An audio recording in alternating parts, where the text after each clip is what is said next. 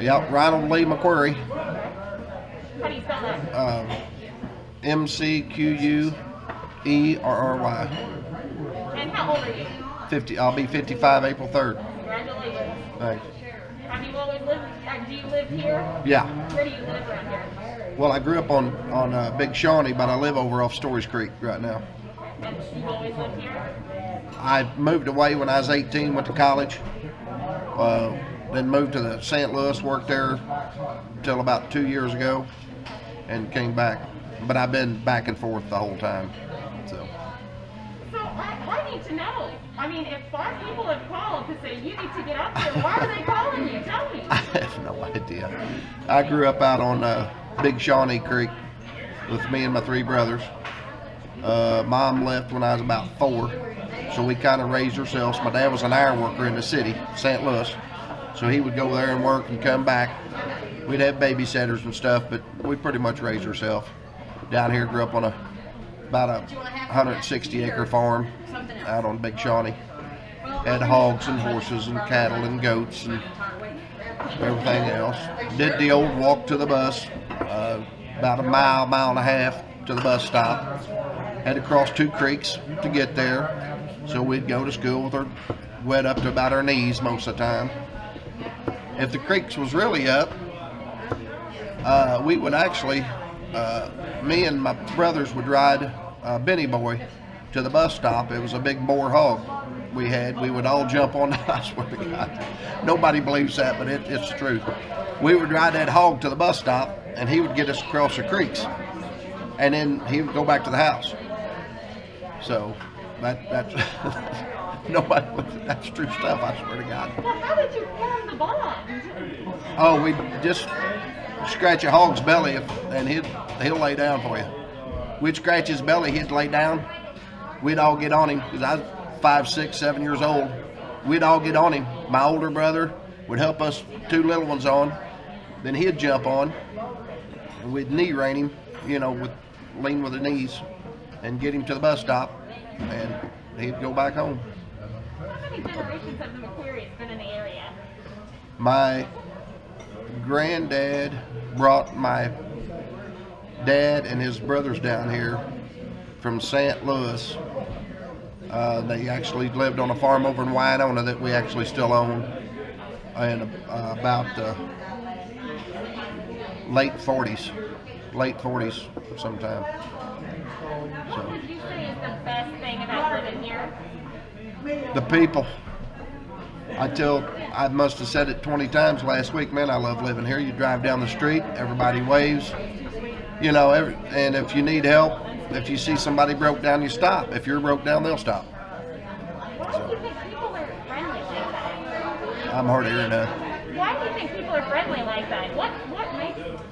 Well, just raised right, in my opinion, and we know who's good and who's not good. So it's pretty easy. You walk into the grocery store or the hardware store or whatever, you know who's a good person and who's not. I lived in the city for a long time. You don't know who you're standing next to. So, and you don't mess with me, I won't mess with you down here. What would you say is the hardest thing about living here? Well, you stay broke most of the time. So, once you get back used to that, I grew up extremely poor, like very poor, but then moved to the city. I owned a pretty large heating and air conditioning company up in Wildwood. Sold that, so I've been used to having $1 or $2 in my pocket for the last 25 years or so, and then went through a divorce and moved back down here. And last winter, a lot of times I didn't know if I could pay my phone bill, but I wasn't worried about it. It would come, and I'm working on that. So get me some rental properties put together. That's what I've been doing today, building one of them. So it's really not too much hard to living down here. I noticed your hat, and that's a sentiment a lot of people around here have.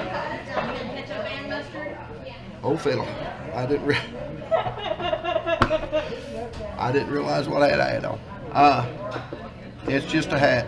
It's just a hat. It's just a hat. I'll tell you when that camera goes off what it means. Thought it was my American flag hat, actually. Yeah. Do you think that people from the Ozarks, do you think they're special or unique in any way?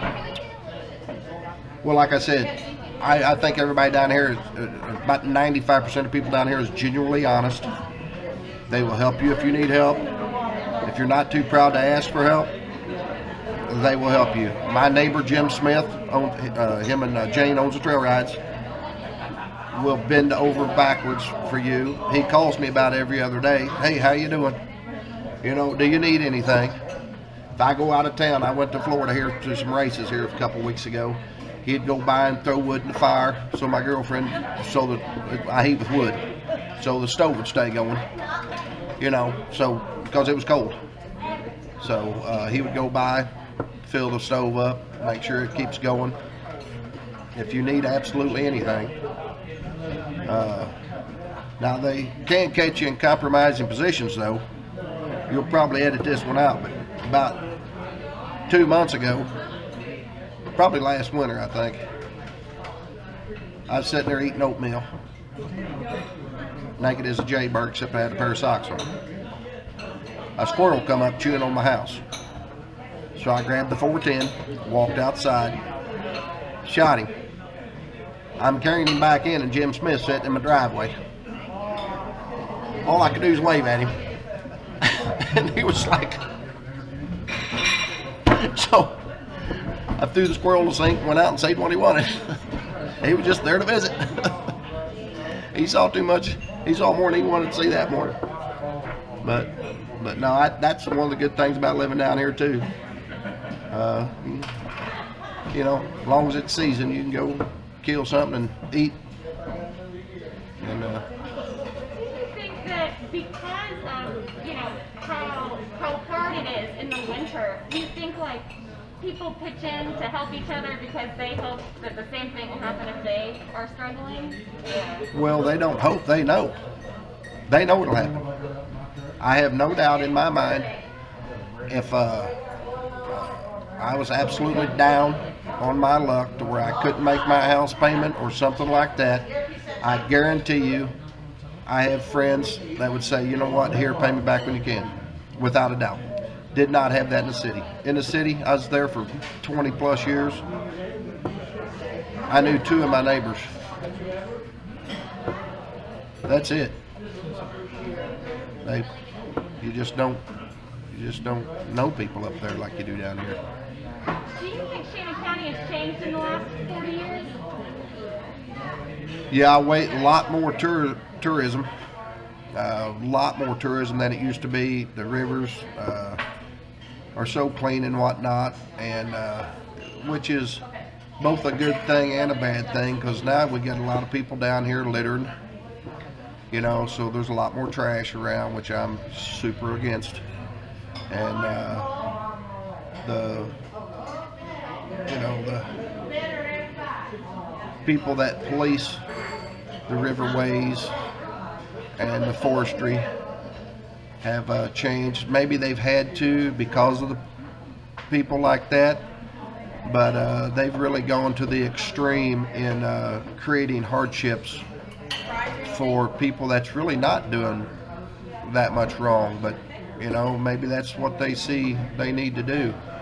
So it wouldn't be my department, but that has really gone downhill for the local person that's really just out here struggling, trying to make a living. And we try to do the right thing. Pretty 99% of us do. And that one bad apple, it seems like they treat us all like criminals now. They pull you over. They just looking for something to write you a ticket for. Whether it's a quota or something, I don't know. I don't want to get off on that, but really. So that's the way I feel. You know. Well, and what about the next 40 years? Where do you see Shannon County in another 40 years? Well, I think if you want to buy land in Shannon County, you better get to doing it. And matter of fact, you should have done it 5 years ago. Because land prices around here is doing nothing but going up. So I've got enough land. I don't really need any more, but anybody that's wanting to move to Shannon County another 3 years from now, you better have a big bank book if you want to buy 5 acres. Because I bought, when I was in high school, right out of high school, I bought 200 acres of land for $36,000. I logged $56,000 worth of timber off of it. Okay. Now you can't buy an acre of land down there for less than $5,000. So. What keeps you going every day? What gets you out of bed and gets you going? Well, my girlfriend helps with that quite a bit. Just, you probably edit that out too, and that's fine. But just, I like accomplishing things. So I'm in the middle of building a cabin right now. It's pretty much from scratch, but so I like building and getting stuff going. So I do heating and air conditioning also. So I like helping people.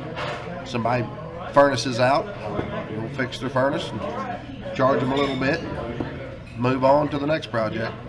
So I like to work, so I grew up working, so it's pretty much, a lot of people down here I think likes to work, and they enjoy their jobs. Some don't maybe, but a lot of people will enjoy their job, and it's a lot different if you enjoy what you're doing. So. Is there anything that you just want people to know about you or about Shannon County in general? Well, I'm not sure. I'm sure there's people I should apologize to. I'm not going to go into names or anything, but growing up kind of rough. I had a bad attitude a lot of times. I'm sure there's some people, lots of fights. I'm sure there's a lot of people I should apologize to for that. But other than that, I don't really know anybody I've wronged down here on purpose. So. Well, and what has changed? I'm sorry? What has changed about you that you're not like wanting to fight with people and do that sort of thing? 180. You couldn't push me into a fight now if you had to. Just a whole mental attitude. I think I had a chip on my shoulder back then. And now, just really doesn't matter what you think. I'm me, and that's it. So.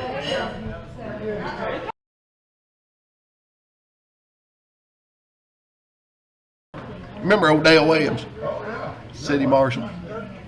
Anyway, one time I believe I was 13 or 14.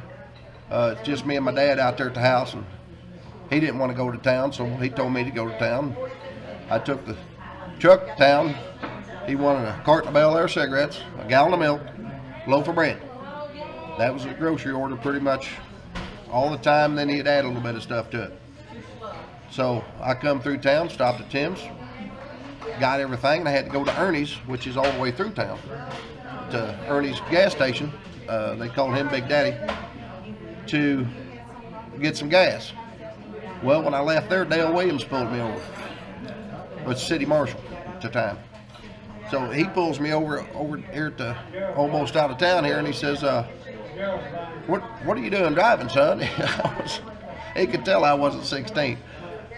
And I said, well, my dad sent me to town for groceries and stuff, and I just had to get some gas and get them back home to him. And he said, well, if your dad, my dad, they called him the Big Bopper, and he was rough. And he said, well, if your dad told you to come to town and get home, he said, you better hurry up and get back home. And just walked back, got in his car, and I drove off. I was like 13, 14. I don't know what I was. But I always remember that. That is what I used to love about this town, too. You won't do that these days. You'll get pulled over for pretty much anything now. But I drove to town on pretty much a regular basis. Now, I would drive easy and obey the law most of the time. And until I was almost 17 before I ever got my driver's license. I just didn't think I needed them. I got pulled over. Oh, there's another story. I got pulled over in Wynona. I took a gal. I was almost 17. I took a gal to the drive-in over in Winona. Coming back through Winona, I had a truck my brothers had bought me. Didn't quite stop at the stop sign. I spoiled my tires. So the policeman over there in Winona pulled me over. And they took us into the city hall, me and this little girl. They made us call her. They wanted us to call her parents to come get us. So when they was going to impound my truck, because I didn't have driver's license. So they asked me, or they asked this gal I was with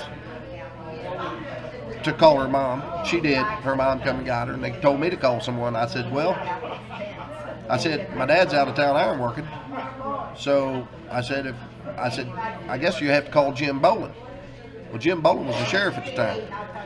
They said, you want us to call the sheriff to come get you and take you home?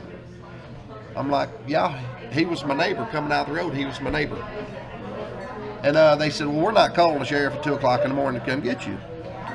So they said, who else you got? Who else can you call? And I said, well, I guess Winston Buford. They said, you want us to call the judge to come and get you? I'm like, well, he's my other neighbor. I'm like, that's the only 2 people I know that'll come and get me. And they will come and get me. And they're like, well, we're not calling him either. They handed me my keys back. Told me to go home. I swear. Told me to go home and don't be coming back to town until I get my driver's license. Handed me a whole handful of tickets. So that's the 2 stories I forgot to tell you. That's the way it used to be in Shannon County right there. So anyway, I don't have anything else.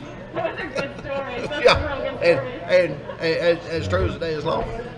Every word of it, true as the day is long.